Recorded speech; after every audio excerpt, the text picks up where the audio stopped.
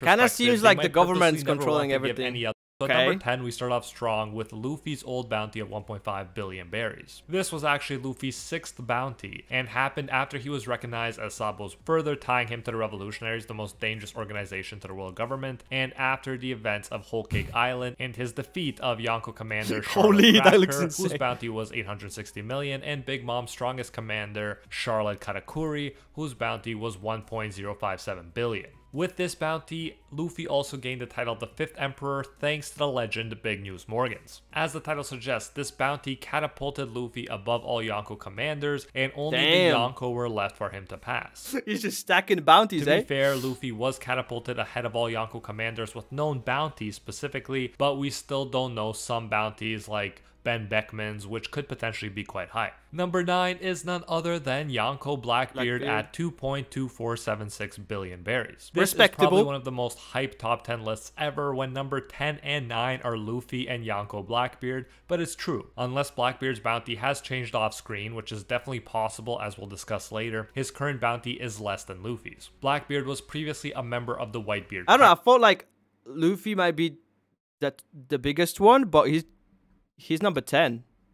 Then he became a warlord. He defeated Ace, one of Whitebeard's strongest commanders, in battle. He went on to recruit multiple level 6 prisoners at Impel Down. As Sengoku described it, he took the strongest of the world's most dangerous prisoners. Sengoku says even one level 6 prisoner can cause unimaginable chaos simply by infiltrating a nation. So you can imagine that multiple working together under the master planner Blackbeard is much more concerning. Of course, he also participated in the Summit War at Marineford, and you can even say he was the biggest winner in it. Not only did he get strong crew members, he also killed Yonko Whitebeard, the strongest man in the world, who to be fair was very injured, and Blackbeard sort of just swooped in after the heavy lifting was done, but still, it's a very legend building detail that people can say about Blackbeard. He then stole the Gura Gura no Mi, a fruit that is said to be able to destroy the world and is considered to be the strongest paramecia fruit, and became the first character we know of to wield 2 devil fruits, even though that's supposed to be impossible. Finally, he, to use Robin's own word, obliterated Marco and the remnants of the Whitebeard pirates. I really want to see who's number 1, war,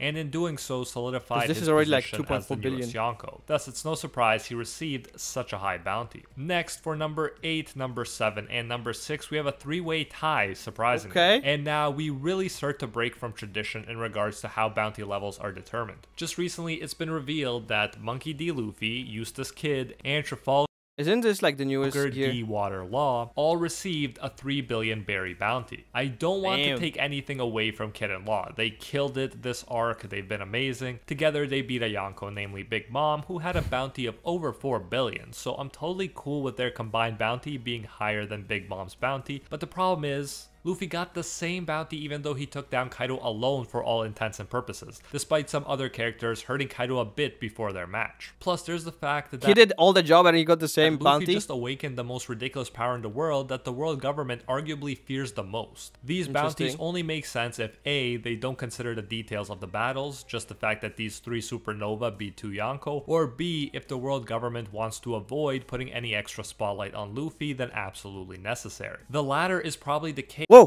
Before you continue, make sure to give this video a like and subscribe. Only about 1% of the people watching these videos are subscribed. Also check out my Twitch and Discord down in the description.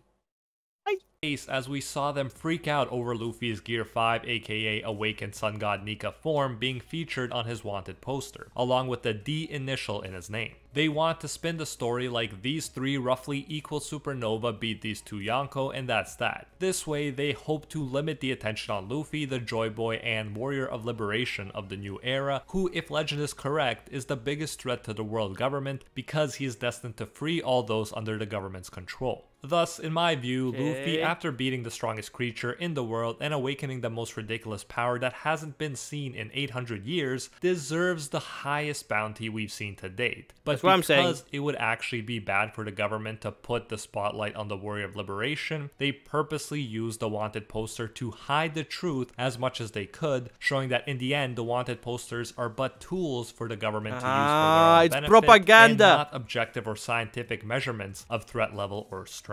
Number 5 is Yonko Shanks. So the world government puts them, I guess, controls them, right? 4.0489 billion berries, and believe it or not, Now our red-haired boy has the highest known active bounty in the series. This serves the government well because they know Shanks is not the one so the other ones are going to be kind of like outdated, right? Cause unnecessary trouble, and the 5 elders are even willing to secretly meet with him without trying to capture him, showing that they are not too worried about him. Obviously, in their view, Luffy is a bigger threat, but they still gave Luffy a lower bounty for tactical reasons. Number 4 and number 3 are Big Mom at 4.388 billion and Kaido at 4.6111 billion. Both of their bounties have become inactive in light of their recent defeats by the 3 Supernova, Kid, Law, and Luffy. It's funny to look at how the world government uses bounties to help manipulate public perception. In light of recent events, the public might assume it's kind of like the real government. The 2 most dangerous living Yonko with the highest known bounties have been defeated, and now the government's job must be easier because instead of taking down the strongest creature in the world and his legendary Yonko partner, they only gotta take down 3 upstarts who are weaker individually than either of the Yonko. In reality, the situation is much worse though, as we know, since in Kaido's case, he was more or less close with the world government, close enough to allow CP0 agents to chill in his territory. However, Luffy, who physically beat the strongest creature in the world, cannot be controlled and will continue to seek liberation for others, which will require eventually the downfall of the world government, and he won't compromise his ideals. So, even though we know Kaido was less of a threat to the world, I feel like Luffy is like the true good, you know? Always just. Don't let Luffy pass Kaido's bounty or even Big Mom's bounty. Number 2 is Whitebeard at 5.046 billion. This one is obviously also inactive since Whitebeard is dead after all. However, when he lived, he not only possessed the power to destroy the world via the Gura Gura no Mi, he was also viewed as the strongest man in the world and the man closest to One Piece. He fought on equal terms with his rival, Pirate King Gold D. Roger, and as a younger man, he arguably could have become the next Pirate King and found the One Piece, but he wasn't interested because he prioritized his crew, aka his family. He was uninterested in the One Piece and in taking down the world government until they wanted to execute his family, and so it was safe for the world government to let him keep the highest active bounty while he lived. Furthermore, when he died at Marineford, that again helped the government's public image technically in the sense that Luffy has the highest look bounty back and say they helped take down the biggest threat in the world, and thus fucking the world is now a safer place, and even the strongest man in the world wasn't strong enough to beat the world government. Lastly, number 1 is the great pirate Gold D. Roger, the former Pirate King. As with Luffy, the government wanted to erase the D from his name, and in his case succeeded by changing his name to Gold Roger on the wanted poster. This is a little clue to us that Luffy has reached a similar status in the eyes of the world government, and I of course think he's more dangerous as I've explained because Roger didn't have the Sun God Nika fruit. Furthermore, as Roger mentioned before, he knew he was too early, so he wasn't planning to take down the world government. In fact, we were told he helped the world government and Celestial Dragons at God Valley when he worked together with the hero of the Marines Garp to take down the Rocks pirates. Then he handed himself over to the world government when he was sick, and so the world government looked strong because they got to publicly execute him, the man with the highest bounty ever as far as we know. From the government's perspective, kind of seems like the government's controlling everything. Give any other enemy a higher bounty because as things stand, they can always publicly maintain the image that if they could beat and execute the Pirate King, Goldie Roger, then no one should think that a pirate with a lower bounty can take them down. In this way, the government maintains the appearance of strength, even though behind the scenes, the situation is way different and way worse for them. And so these last bounty reveals have completely changed the game and the way we view bounties. Now, Dragon might in fact have a lower bounty than he deserves, even if he's the world's worst criminal, because the government doesn't want to give him too much attention or hype. That being said, I should clarify that I've discussed known bounties in this video, and it's quite likely that future reveals... So I feel like the bounties don't actually represent anything, because the government can just change it. Will change the makeup however they want. This list. For instance, Dragon might break into the top 10. Blackbeard might have a new bounty which would make sense, or else 2 non-Yonko, namely Kid and Law, would have higher bounties than him.